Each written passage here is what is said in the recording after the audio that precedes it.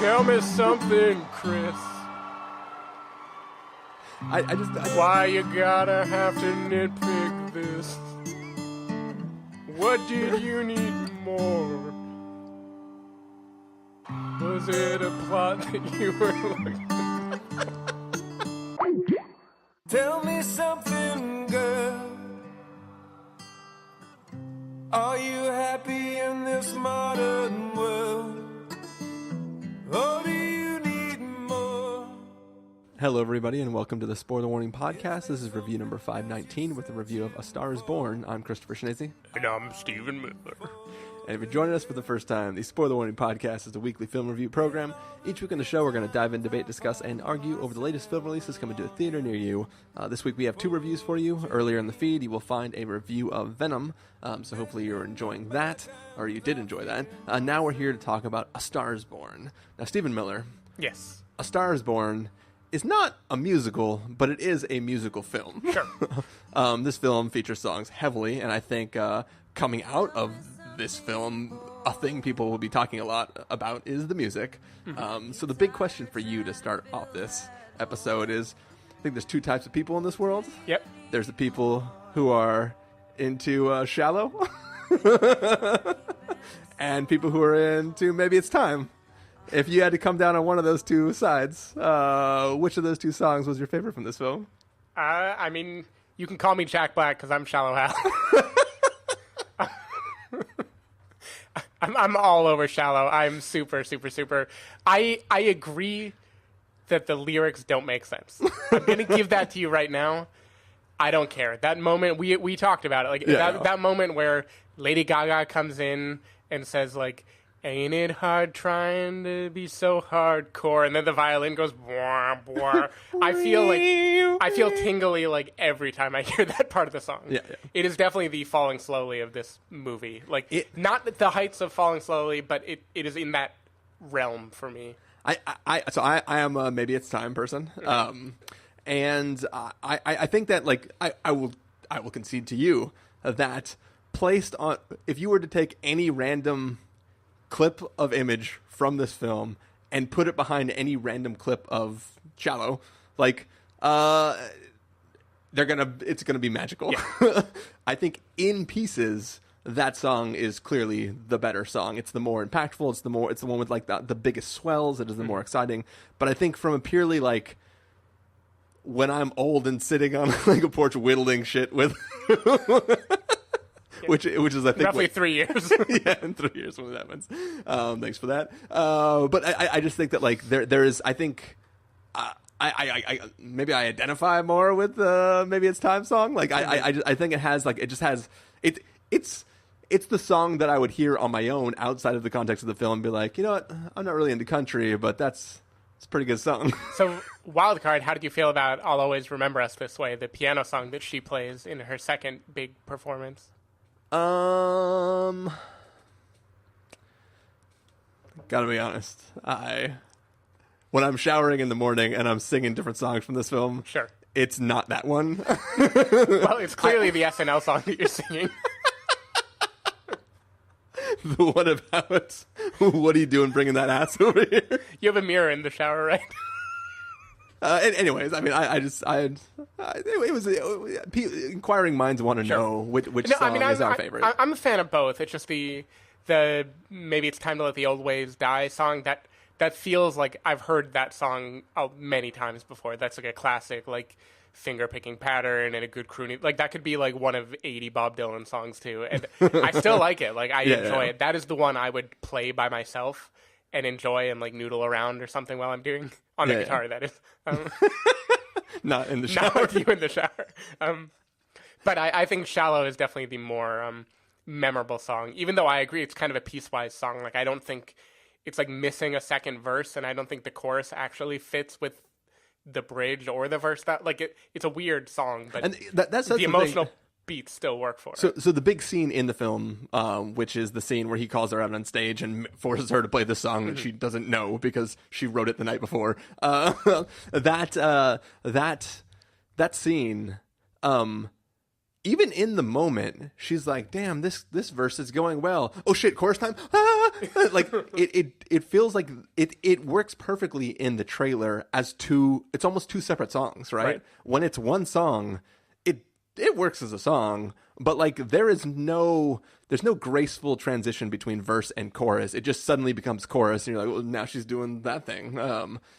So yeah, I agree. Also, just I mean. We can get into it now. Why is the bridge in the shallow, shallow, shallow, shallow, shallow, shallow, shallow? And then the resolve is we're far from the shallow now. Tell me something, Chris. I just Why you gotta have to nitpick this? How long have you been writing this? What did you need more? Was it a plot that you were looking for? I wanted to bring my guitar, and every time you started to go on a tangent, I would like start to play that. What are you writing, Johnson? All right, so we got this out of the way. We've had our battle over the songs that are our favorite, or the song that is both of our favorites. But what do you say we get into this film and let people know, like, whether outside of the music it has any value? Hold on. I just want to get another look at you. All right. Well, on that note, we're going to take a listen to the trailer for A Star Is Born and then come back and give you guys a review.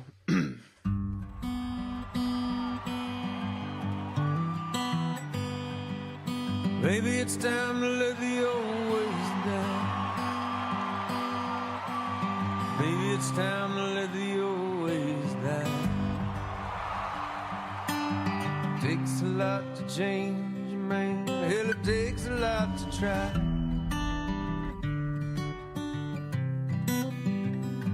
You know, man, in the old days, I always knew, like, you were gonna do something, that you'd be all right.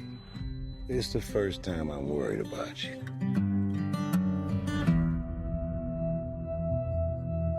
Can I ask you a personal question? Okay. Tell me something, girl. Do you write songs or anything? I don't sing my own songs. Why? I just don't feel comfortable. Why wouldn't you feel comfortable? Almost every single person has told me they liked the way I sounded, but that they didn't like the way I look. I think you're beautiful. I'm falling. Hey, What? I just want to take another look at you. In all the good times, I find myself longing for change. Here's what we're gonna do. You come sing that song that I love. No, I can't do that. Here we go. Jack, it's not funny. Jack. Look at me. All you gotta do is trust me. All you gotta do.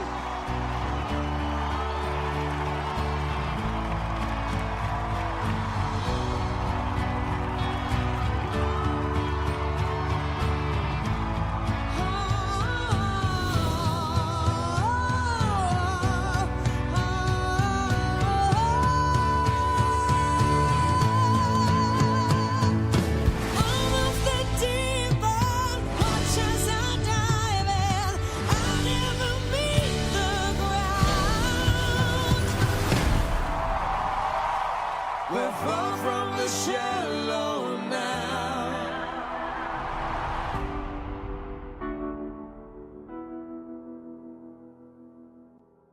So that was the trailer for A Star Is Born.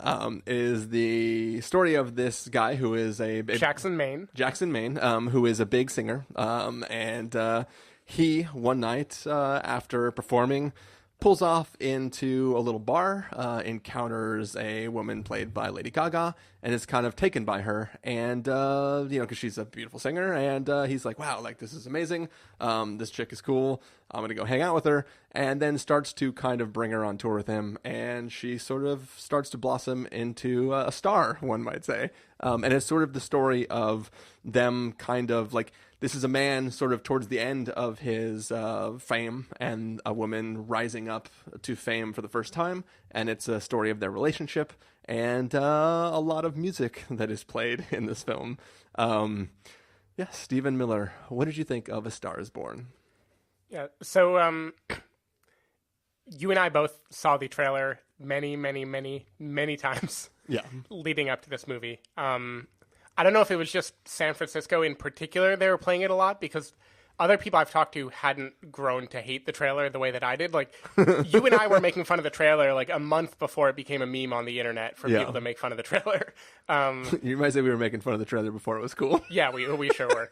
And it got to the point of just watching that trailer over and over again where I kept thinking, how can this be good? Like, what are they doing to try to sell me on this movie? I just don't understand. It doesn't seem like a movie that I need right now. And then buzz started coming out when it premiered at festivals that it was actually like quite good. And then the buzz kind of started to temper where people were like, I mean, it wasn't that good. It was just like pretty good. Like, people didn't really seem to know where to fit it. And I think I understand that reaction because With the like tamping down of the praising and then the tamping down, because I was pretty like smitten by this movie. Certainly the upwards arc, the star being born part of the movie. Yeah. I think that pulls off a very special thing that is hard to do in a movie, which is things like How to Train Your Dragon or Gravity, for instance. They're movies where they start with like a small scale and then blow it up all of a sudden, where you travel like a distance that you didn't know you were going to go. And they manage to give you a sense of scale in a way where, like, by the time the grand arc is happening, it feels like very exciting because you're in the headspace of a person who was also in the regular place too, right? Like when Sandra Bullock is like flying toward the Earth, spoilers for Gravity, it feels crazy because you've been with her up there for that whole time, right? And that's how I felt with Lady Gaga in this movie, where when we find her, you know, she is a performer like on a small scale, but we're seeing her kind of in intimate situations, right? Like talking with Jackson Maine at a bar, sitting in a parking lot, writing songs together, talking with her dad in their kind of crowded house, and going on that journey that feels like it isn't real time, but it felt kind of Linklettery, right? And like it was letting things be aimless and letting conversations have room to breathe. The period of time where she goes from like being picked up from her workplace to being pulled on stage, being told like, you're about to join me in the song, I got chills. Like I loved that part of the movie a lot. And I think there's a lot of romanticism in what the movie is doing here. I think once she becomes a star and it becomes about the second arc of the movie of her fame and Jackson Maine's alcoholism, the movie definitely becomes a lot more traditional in a way that, like, I still enjoyed the romanticism of how it was made. I thought it was like a very, very, very watchable movie. I think Bradley Cooper is clearly an actor directing people, where like what he cares about above all else is letting actors be actors, right? Like there aren't a lot of scenes in this movie that I remember apart from the people talking or singing during them. Yeah. But I just think he does a really, really, really nice job with that story. So, like, I think it's a very beautifully crafted film. I definitely think the thing that makes it so special in the first half starts to fall apart, like, as the cliches ramp up. And I feel like even though this is meant to be Lady Gaga's movie, I think, it doesn't feel like it by the end. Like, it feels like every time Lady Gaga is about to have a moment, Jackson Maine takes all the glory again. And her career, we're kind of seen from his sort of cynical lens, where we never really get a feeling of like what is her creative expression now. We're seeing more of like the SNL bit halfway through this movie. We're seeing what feels like it has to be a parody of what her life would have been at that moment. Yeah. And that didn't rub me the right way. So I think the arc isn't perfect, but I do think it was like a very lovely emotional movie. I think La La Land is definitely an apt comparison. Yeah, I mean, I'm 100% going to bring up La La Land. Yeah. I think La La Land nails the ending better than this movie does. So much. I think this movie nails most of the rest at least as well, if not better, than like it feels more soulful. This is like the more low blood pressure version of what La La Land is doing, which is more about like youthful angst of like, how are we going to make it? What are we going to do? This movie just feels like a warm, cozy, like lulling hill up to stardom and then back down. even if it doesn't have any flight of fancy that's like as beautiful as the way La La Land goes out on. I think Once is another good comparison. The music here isn't chill-inducing in the way that Once is chill-inducing for me, but it definitely has that joy of just like a man and woman like singing together, and kind of the power of music and the way that that can substitute for actual emotions. Like, we don't really see them fall in love in conversation in this movie much. Like, once they're together, most of their conversations are either arguments or almost nothing. But the music substitutes for that. Like, that's how powerful music is it like, it made me still believe it, even though the movie was kind of telegraphing it for a lot of the journey. You can compare it to a million other things, but I want to hear what you think. So I along with you, made fun of this trailer a lot because we saw it so much, and Bradley Cooper is just doing this weird like sunburnt Western dude, kind of whatever the hell he's doing. It's funny because I was thinking he was doing a Sam Elliott in the trailer. This movie definitely goes at great lengths to explain that. Yeah. But it was just like a thing where, like, watching the trailer, I still was excited for the film. Like, I was prepared to watch this movie and like cry and love the music and just be like amazed by it. But it was just fun to kind of tease and make fun of. Like, it was just a thing where it's like people were starting to hate the trailer so much that it was fun to bring it up as like a thing. It's like trolling people, right? Mm-hmm. But I was never sore on the trailer because the music in the trailer is great, right? So I walked into this extremely optimistic. I think the what I'll call meat drunk at the beginning of this film is fantastic.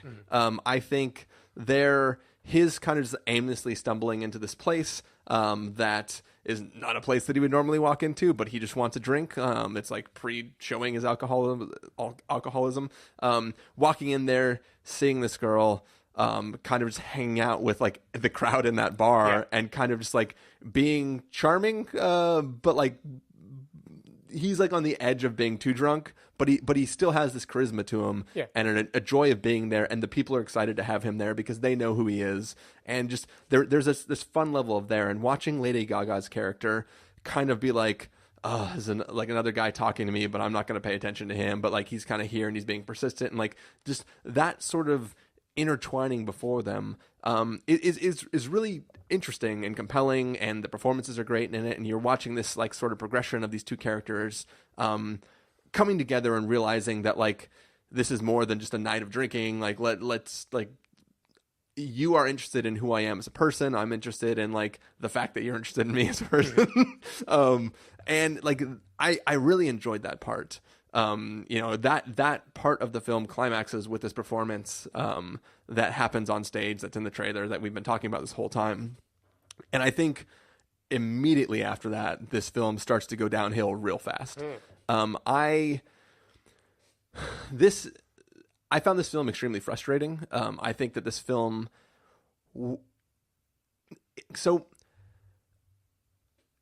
this film is sort of a biopic, right? It's like a Walk the Line type movie. It's a biopic of two separate stories that are sort of like intermingling with each other.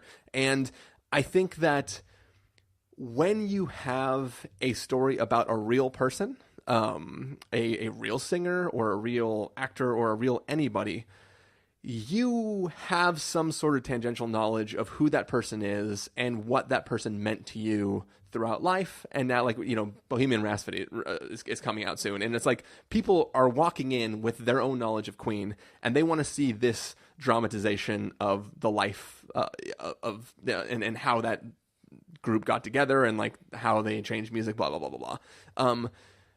However successful or not that film is, I'm gonna guess not. Yeah, well, that's beyond. That's not the point I'm trying to make. But like when you watch a film like that, you're bringing something into it, and you just need to stick in that space and maybe get some information that you didn't have already, or you're just kind of like, oh, I want to watch a thing about this thing that I really like, right?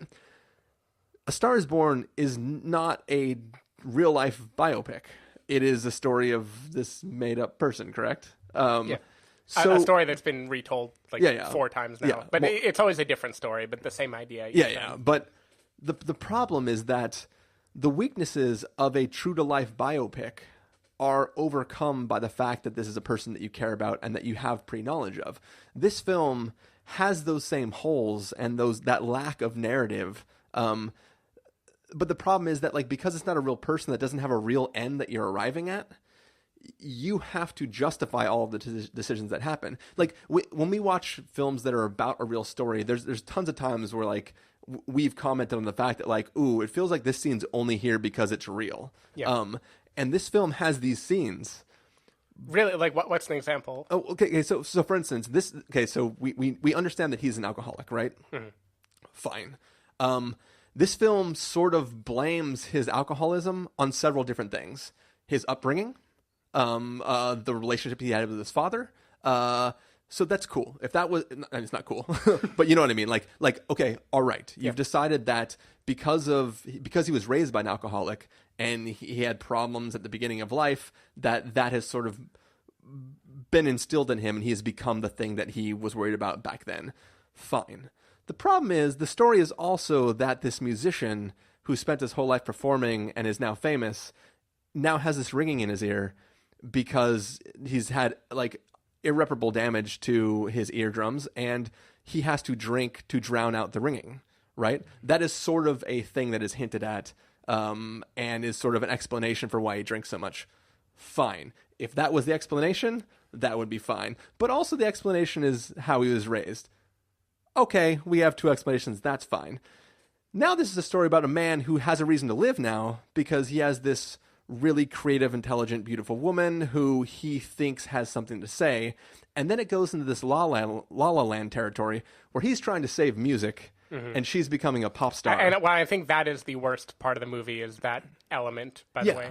But, like, he takes her aside to say, like, hey, if they take away what you have to say, they're taking away you, so don't let them do that. That's fine. But, like, so you have, like, these three completing narratives is, like, pop stardom is destroying this creative mind, thus I need to drink. I have damage in my ears that I can't drown out unless I drink, thus I need to drink. I had a bad upbringing. It's like three completely different stories. Don't you think that's stories. how an alcoholic would tell their own story? There's, like, everything is a reason for why they drink. He's not telling the story, though. This is not his. Like, it's his story, unfortunately, but it's through the eyes of Lady Gaga. So, like, I think that, like, having all these scenes where he's, like, pouring his heart out about these problems that he has are undercut by the fact that that's not really, like, this film wants to have all these different stories and doesn't dedicate enough time to any of those stories. And here's the reason why it doesn't. Because it wants to play the entire runtime of each of the songs over and over and over throughout the film. Like, the song is great, but we don't need to hear the whole song 4 times and then the other whole song 4 times. Like, there are scenes, like, this feels like I don't know whether or not Bradley Cooper can actually play the guitar, but I assume that he can because this feels like he wants people to know that he can play the guitar, right? And like I said, he might not be able to play the guitar. This might all be fake, but it feels like the film takes time away from the story it's trying to tell just so you can listen to music, which if this was a musical would be fine because the musical aspect of the songs would be giving us the narrative. And See, that's interesting to me because I didn't get that feeling. Like, I felt like this had exactly as much music as it should have, which is, like, it's showing two people where their lives are mostly explained by music and their relationship to music. And it's kind of doing, like, a slice of life thing of, like, let's watch how these people live. Mostly Bradley Cooper. I agree that's, like, kind of to its detriment. I would have wanted to see, like, more of Lady Gaga's discovery as she's starting to go out there too. Yeah. But I think, I don't know, maybe it's just that I think I'm aware of this type. Like, I've met some people before that have been somewhat like this character where they're always, like, on the edge of, they're like a needle balancing on its tip, right? And, like, so many things in the moment could be the thing that they blame on, like, why they fall off, right? Why something new happens. But there's this, like, charm to that. Like, you mentioned Bradley Cooper's charisma, and I think, like, his character in the bar at the beginning, he is, like, not very coherent. Like you said, he's, like, probably too drunk. Yeah. But he has this, like, charm and kind of, like, a manipulative-y way of seeming at ease all the time that like brings people into his orbit, and he kind of like sucks them up. Yeah. And like maybe by the time he lets them out, they're like, I don't think I actually know you at all. And that's kind of how I feel like the arc of the movie is, which is not the way the movie is telling it. But I feel like Lady Gaga at the end would probably think like, did we have a relationship? But that's what I thought watching the film. Like I honestly, I get why she was like, ooh, I want to go on another date with this guy. I don't get that they were in love. I don't get that they even had a relationship. I think that's hinted when he calls her his girlfriend by mistake when he's drunk at some point, and she's like, we're married. Yeah. It's like all of this has been swept up in this thing where it's like the creative process is what they're in love with, and it isn't necessarily a relationship apart from that. Yeah.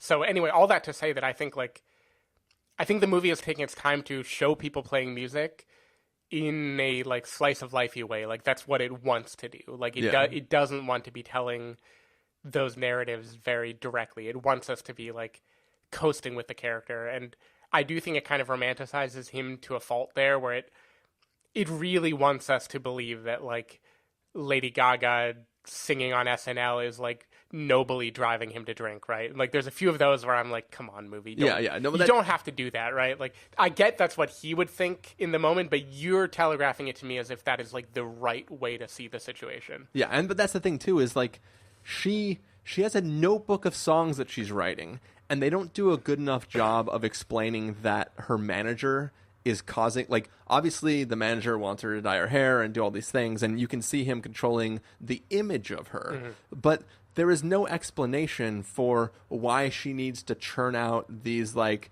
get over here with that ass or whatever the song is that she sings at SNL. Like, it's there, like, the script calls for her to be doing songs that have no merit, so she does songs that have no merit. So that's what I'm wondering, is if the script wants us to believe the songs have no merit. Like the SNL one for sure. Yeah. I wonder in general if it does. Like, does the script think Jackson Maine is right that like having a backup dancer or singing pop music is selling your soul, and country rock is the only real way of expressing your voice? The script 100% believes that. Because I couldn't tell. I don't want it to. I want Jackson Maine to be like egomaniacal, and he thinks his bleeding heart way of living is the only way of being honest, and I want him to be wrong about that. He quote falls for her in the moment because she ad-libs a song that he thinks has meaning. Like she takes an emotion he's feeling and writes a verse in the moment, and he goes, fucking this angel, right? Yeah. Like, and he is in love with her creative potential. Like, he wants her to become a star, which is also weird because the film wants to play like he's jealous of her stardom and upset that, like, she, like, it's weird. It starts with this thing where there's this war between him and the agent where it's like, oh, well, like, he's taking all your time and making you do all this other music stuff and making you a star on your own. Which I think all makes sense if you think of him as, like, a codependent alcoholic, right? Who's, like, he wants to be giving and giving and giving, but what he's really also doing is taking and taking. But the movie, again, it's too romantic. Like, it isn't playing it that way. It's playing it as if, like, this is a pure struggle, like a war between the two impulses. Yeah. I just feel, I guess, that, like, he never makes any attempt to, like, get her off the ground as a singer. He just wants her singing on his stage, right? Like, because he wants to be around her and sing her potential himself. But it just felt weird. Also, if you were in a band and it was like Jackson Maine and the Bandits or whatever the fuck the group is called, and then just suddenly this guy's like, my new girlfriend that I met last night is going to come sing. You're like, all right, fine. Oh, she's just going on tour with us now? Oh, she's going to sing like all the songs? Yeah, that never famously happened to the Beatles. No, but that's what I mean. Like, it causes conflict, right? Yeah. This film, no one in the band ever goes like, why is the girl around all the time, right? I guess I think in this film the band is more like an elevated studio musician group, right? Yeah, like, I think Jackson Maine is supposed to be the thing, and it's like his whims are what people are following around. Yeah. So what I found, and I feel funny because I really enjoyed this movie, but like this is mostly going into criticism because I think I'll get back to the positives of it later. One criticism I have kind of around that is like, not only is it clearly the Jackson Maine show, I feel like the movie's sense of time and place is kind of weird because, like, we're definitely supposed to believe in the beginning of this movie, I think, that Jackson Maine is an extraordinarily beloved musician. Oh, yeah. He's right already now. selling out shows that are huge arenas. Yeah. Yeah, and it's made to feel like it's in the 70s or something at the beginning, except for the fact that, like, Lady Gaga's definitely on her cell phone in the beginning, so you know it's modern day, but just the fact that this music is, like, selling out arenas and everyone everywhere knows who you are. I think that's just the South, dude. But they're not in the South, I don't think. I think, well, because I think they're near, like, L.A. or something. She's in that L.A., movie. but remember, when she goes to the show that she sings at, he flies her there. Yeah. He I gets, assumed he flew her to, like, Coachella or something. I don't know. But either way, like, it's definitely, Or, like, the Shoreline Amphitheater, maybe even. they have Or, no, like, it's Red Rock. I don't know. They had a farm, Yeah. right? Sure. I don't know where in LA you're going to have room for a farm. Anyway, ignore the actual, like, decade that it's, like, in. I think it's meant to feel a little timeless. Like, I think on purpose it doesn't feel... They don't rub in your face that it's, like, 2018 that much. It's supposed to feel like this may have happened 4 other times before. But, like, I can't tell how much time has elapsed in this movie, because at the beginning, it seems like he is the hottest shit, and everyone is so excited just to meet him. Yeah. And by the midpoint, it seems like he is a washed-up artist. And all of that seems to happen while he is on the same tour. And the same tour where Lady Gaga goes from being an unknown to already having shows of her own and an agent and stuff like that. And I couldn't tell if the movie is just trying to, like, disorient you on purpose because it, like, doesn't matter. Like, it's just, like, tracing, like, this is how it feels to be in this boat. But the arc feels like it's, like, very, very, very tight in a way that doesn't make that much narrative sense. It doesn't make any sense. Like, she goes from, they have their first date, then she's performing on stage the following night, that night, after she's done, she gets an agent.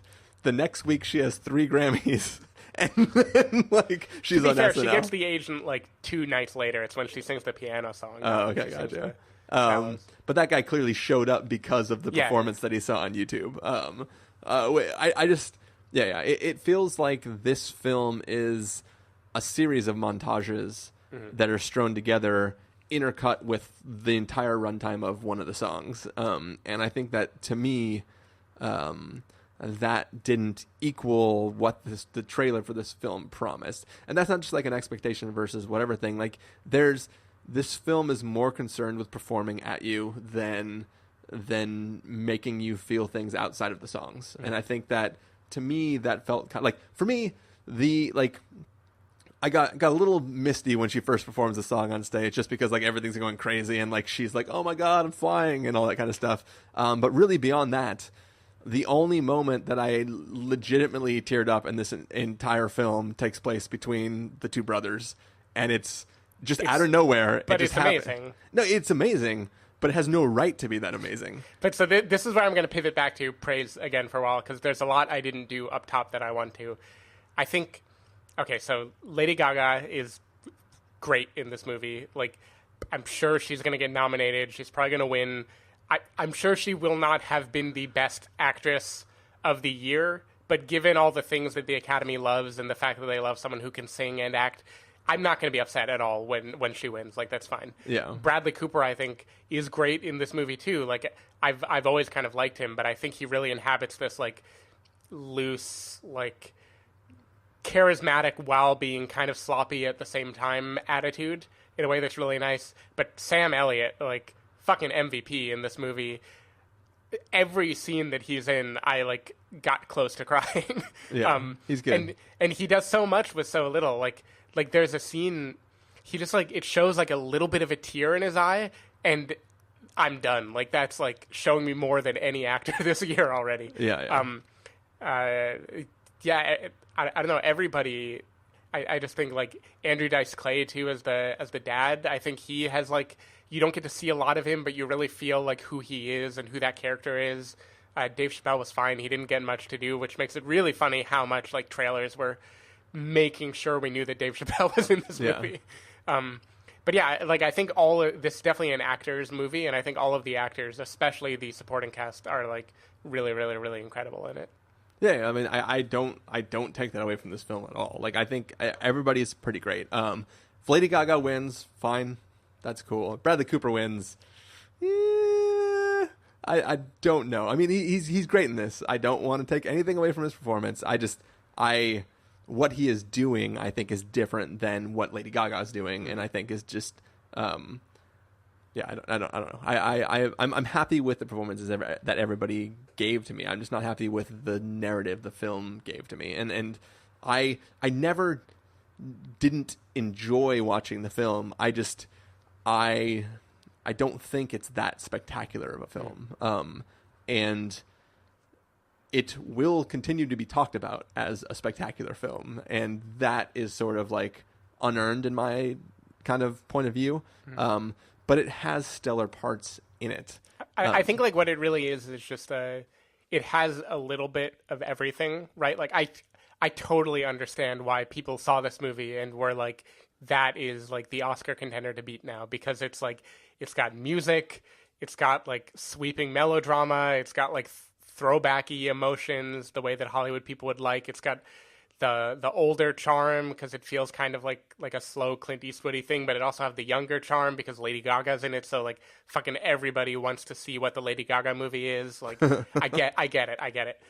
Like for me, this is certainly not going to be like among my top 5 favorite movies of the year, but I do still think it's like very, very good, and it's hard to make a movie that is that solid to so many different people. And I think it's interesting that Bradley Cooper kind of did that while also making a weird movie. Like he made weird decisions. Like the time jumping is weird, right? Yeah. There's no way he didn't realize that when he was making it. Like it seemed like he was trying to get the feeling of like a Before Midnight type movie, the feeling of it being almost real time, paired with the fact that it's an arc meant to take place over a relationship. Yeah. And like the way he chose to do that was to just comic style, like shove it all together, right? Where it's like, we're just going to go on this whole arc as if it were like one long road trip that we're on together. It's funny. Like, as you're saying that, I'm starting to think in my head, this feels like a film where the film is technically two people having a conversation, remembering something from the not the future, but like, you know what I mean? Like this is two people maybe meeting up at like a mutual friend's wedding or something like that, having been separated for a long time, and then having a conversation about why things didn't work out. And then the film that we did watch is all of the flashbacks during that conversation. You just reinvented Eternal Sunshine. But like, you know what I mean? Like that's what it feels like. It feels like we're missing the thing that runs this film together. And instead we're getting the moments of the life of two people without the narrative glue. Yeah, I don't disagree. I just think this is going to sound cheesy, but I think the soul of the movie, and maybe music is a shorthand for soul, right? Maybe I'm a sucker. I don't know. But the soul of the movie holds it together still. And I think like it wants it to be those fragments where you're kind of floating through it. Like I wouldn't say it wants to be montages, but it does want to be like sliced up emotions. Like I think that's on purpose. I don't think it's like it being lazy for doing that. It wants you to kind of float through two people who are wrapped up in each other, but they're also wrapped up in creativity and fame and like their different feelings toward fame. And it's trying to like make you feel that without having to tell you all of it. And I don't know why he chose that particular way, but I do think it worked on me for the most part. Yeah. We'll have to do like a little spoiler section, I think, to talk about the ending. But yeah, I don't know. I thought it looked really nice too. Like for a first time director, like this is a very, very, very confident movie. I think like it's long and sprawling, and it nails it with like it never really feels like he's phoning it in to me. It doesn't ever look like another movie. I think it's at its best on stage, like from the stage point of view, looking out at a crowd. That's something that I hadn't really seen to that degree before. Yeah. Carson wanted me to tell you that Bradley Cooper was inspired when he went to a Metallica show and stood backstage and saw what the crowd looked like when it was roaring from Metallica's perspective. Yeah. And then he watched the documentary that Carson put in his top 5 in 2013. And so Carson says suck it for that. Nice. Classy. Yeah. Which is fine. Like, he nailed that aspect of this film. Like, 100%. So... Yep. Okay, I think I'm ready for spoilers. All right. So let's do the verdicts first. Then we can close out the episode and then get to spoilers after for those who want to stick around. So for now, Stephen Miller, if you were going to give this a must-see, recommend with the caveat, wait for rental, pass with the caveat, or a must-avoid, what would you give it? I'm still rounding up to must-see, even though I see, like, again, I think the upwards arc I liked a lot more than the flatline to downwards arc later. Yeah. I think this movie is at its best when it's showing the chemistry between Lady Gaga and Bradley Cooper. And the moment it tries to just like split them off and show us what they look like alone, I think the movie isn't as good.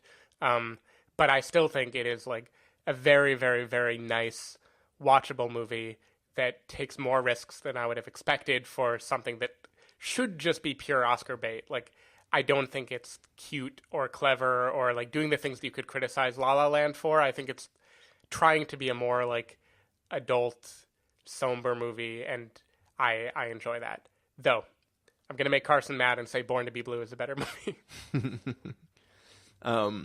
Yeah, I mean, I like I said, this is not an unentertaining film. I think that most people who watch this film will enjoy it on some level, so I'm still going to give it a recommend with the caveat. I just think that it is a messy film and that it's trying to do a lot of different things without like a directed point of trying to like follow one path through this history of this couple. Like, it's kind of like trying to hit all these ideas, and I think it confuses itself a little bit on what it wants to say and do.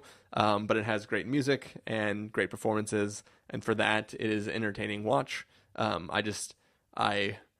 I'm wary to talk about it like it's the greatest film that's come out this year. Sure. Yeah, no, it is suffering from overhype, I'm sure, if people go into it thinking this will be the best thing ever. Yeah. I think what you need to go into it thinking is like, this is the most 4-quadrant thing so far. Right? Yeah. Which is probably a much more fair. So I don't know First Man yet. We'll see. Dude, I'm so excited for First Man. I do have to say, too, if you, like me, are charmed enough by, like, musical centerpieces in the middle to make you just want to float through the rest of the movie, Carson's going to hate me, but you should watch Love and Mercy. The music scenes, the studio scenes in that movie are so good. Anyway, that's my plug. Cool. Well, that is going to do it for the main review for our review of A Star Is Born. We're going to close out the episode now, and then music will fade out, and then when music comes back, we'll be in spoilers. So for now, Stephen Miller, if people want to find you throughout the week, where can they do that? People can go to twitter.com/sdavidmiller or sdavidmiller.com. People can find me at ChristopherInRealLife.com or Twitter.com/ChristopherIRL. You can find the podcast over at thespoilerwarning.com, where you can get a bunch of the back episodes of the show. You can also find links under the subscribe tab that will show you where you can find our episode around the internet and around different apps that you may use on a day-to-day basis. If you want to know when the episodes go live, you can follow us at twitter.com/spoilerwarning or like us at facebook.com/thespoilerwarning. If you want to get a hold of us directly, you can send an email to fans@thespoilerwarning.com, or you can use the contact form on our site. Music for this episode will come from the soundtrack to A Star Is Born, so hopefully you are enjoying that.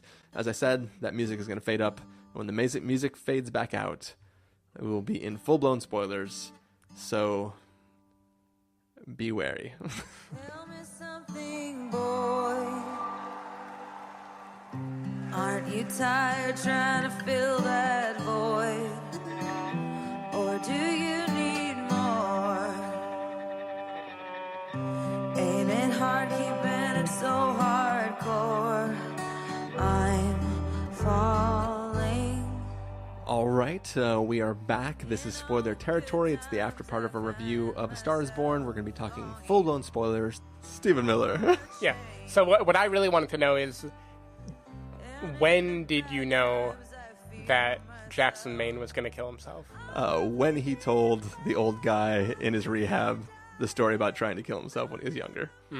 I was like, this is telegraphing what he's going to do later. because I had similarly, like, around then I knew that the story couldn't end well for him. Yeah. But I do think, like, I like the, quote, romantic arc of having him, like, he's basically a star who chooses to die so the other can burn brighter because he decides that, like, he realizes that he is, like, a person that's going to keep, like, pulling Lady Gaga back into his orbit, and he thinks she's bigger than that, and so he wants to. But it's like a romantic idea on paper, right?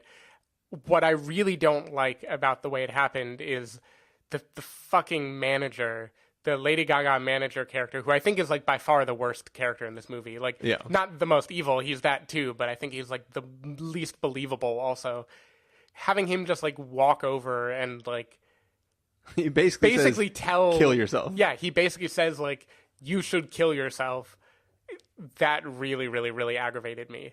Like, I still think Bradley Cooper holds it together. Like, you believe his character's sadness enough for the most part, I think, and he's also it's like an impulsive sadness too. It doesn't necessarily feel like I have thought about this and deduced after, like, a long time of study that this must be done. It kind of seems like an impulsive person who, like, makes wild decisions on a spur of the moment, and he made one very bad decision. But yeah, that beat, because of how, like, much I hated the tour manager, Yeah. that beat didn't really work for me. And so the whole musical montage that happens at the same time didn't work for me very much either. And the Lady Gaga number that she ends on didn't really work for me. Like, the movie got so close to sticking the landing to me, and to me, that was the worst part of the movie, was the last, like, 5 to 10 minutes, except for Sam Elliott and Lady Gaga crying about it, because Sam Elliott was good in everything. Yeah, like, if he didn't literally try to kill himself the exact same way with his belt that he took off and then, like, hanging himself, like, there's plenty of other ways he could have gone out that would have just felt like, okay, that's him, like, he can't go on or whatever. But, like, having it be a mirrored image of that thing, and so going back to the messiness of this film, he tried to take his life when he was young, but, like, his brother thinks that he idolized the dad, which means that the brother didn't realize that he was unhappy when he was a child. But he The brother doesn't know he idolized him, right? Doesn't that happen in one of their conversations about taking his voice? Yeah. So he learns that after he gets out of rehab. But what I'm saying is the brother has grown up thinking that he has idolized their father, which means that he thought he was fine as a kid. Doesn't know that he tried to take his own life, apparently, and just thinks that he has a problem with alcoholism now because he learned it from his dad. He doesn't know what the real reason is behind that stuff that is apparently there. We never find out that Bradley Cooper had a bad childhood. Like, we don't understand what was happening there. We just know that the father was drunk a lot and he had to watch himself sometimes. So it's already a little bit messy. But what's weird though is that, like, you don't like what the manager tells him because of, like, that guy's a dick and where it leads. But the problem is Bradley Cooper's character believes that the manager is the thing that's ruining his wife. Because the manager represents this weird pop star thing that she is being turned into. But don't you think that was, like, alcoholic Bradley Cooper believes that, and sober rehab Bradley Cooper is trying to think differently? He's not sober at that point in time. He's, like, constantly relapsing, right? Like, he's definitely not sober when he hangs himself.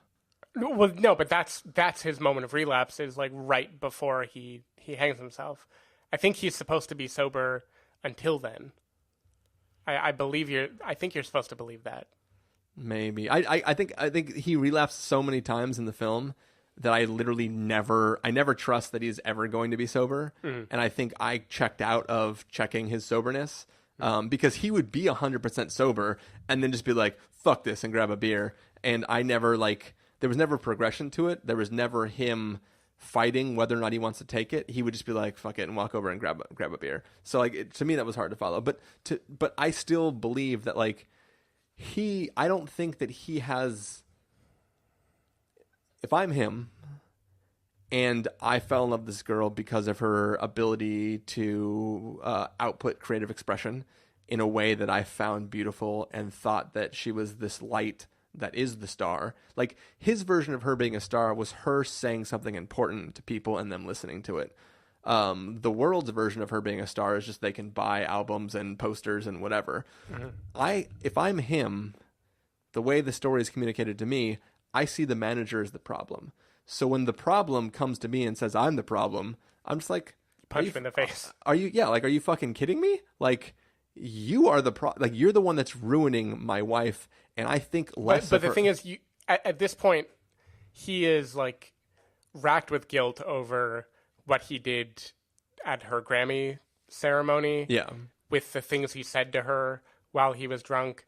I think he has had a lot of time of thinking like, I am this thing that she is like stapled to that is bad news, right? Like, yeah. And I will say that Grammy scene I thought was like that pushed the cringe element like beyond where I was okay with. None of that would have actually happened. Yeah, like, right. He wouldn't have been put into his seat right before. Like, they would have been like, oh, like whoever the PA was who was like, oh yeah, he's fine, let's put him in the seat. Like, they just never would. Like, I don't believe that scene happens. There may be a ruckus that happens. Sure. Off stage. It's a very heightened scene. Yeah, it just it doesn't feel real. But I just, to me, I just there's a disconnect for me in where he thinks she is better with him dead. Like, if you can make the weird bizarro backwards argument of like an artist usually becomes really big after they take their own life, and he's for some reason applying that to her, like if he takes his life, then it will help her. Like, unless it's an action like that, which the film does not communicate as his motive, it doesn't make sense to me, like, why he chooses an act that's selfish. Like, what he thinks is accomplishing that. Like, oh, I'm holding her back, being drunk all the time, so if I do something that would devastate her, she'll definitely be fine. Like, I there's no internal logic to it. And I know it's an emotional action, but I feel that, like... I mean, I think the internal logic is that he thinks, and he's wrong, right? Yeah. He thinks that as long as he exists, she is always going to come back to him. And he sees her, like, lie about why she's ending the tour early, right? And, like, she's coming up with these reasons when the real reason is, like, she wants to be near him because she's afraid of what would happen if he's alone again. Yeah. So I can understand why that emotional logic would hold for someone, right? But like, you think, like, rip off the Band-Aid. So here's the funny thing, too, is let's pretend like he knows. Let's pretend he picks up on it and he knows that she lied and that she canceled the tour because of him. Well, he does, because the tour manager had already told him otherwise earlier. The tour manager already said, like, she's, like cutting out Europe for this, or like there was something like that of like we barely were able to salvage it. Okay, well, I just thought he meant... Then she presents it as like, I thought he oh, meant, it's like, just so good they want me to, you know. Yeah, I thought he meant the image of it. But anyways, regardless, right? So he knows that she's lying.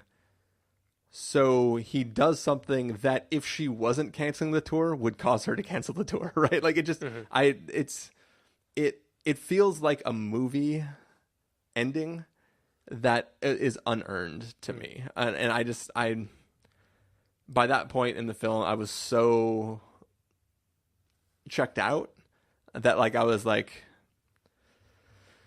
I think maybe I was just thinking when you were talking about how, like, Sam Elliott, his belief about Jackson's upbringing and who he idolized and what drives him to drink is so different. Like, Sam Elliott, by the end, has learned that he idolized him, and he probably believes, oh no, his childhood was actually really terrible, and I wasn't aware, I wasn't there for it. Yeah. And he's racked with some guilt.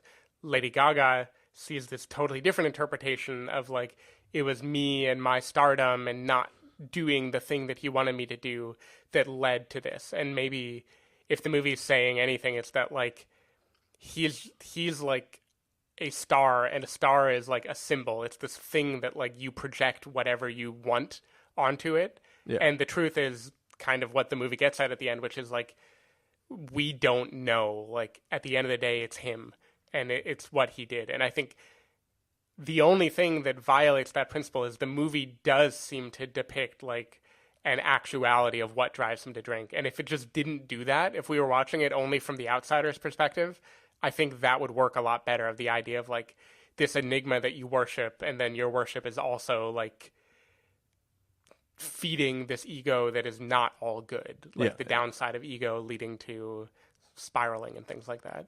I actually thought, honestly, at the end of the film, when it cuts to like her in that opera house, I thought she was just going to be singing opera. Like she left The Fantastic Woman ending. yeah, basically. I kind of assumed that like after having been through all this stuff, she realized that like stardom is terrible, and I don't want to do that. I just want to sing beautifully and do my own thing. And then I was like, oh, it's just a memorial service for the guy. Oh, okay, that's cool. Yeah.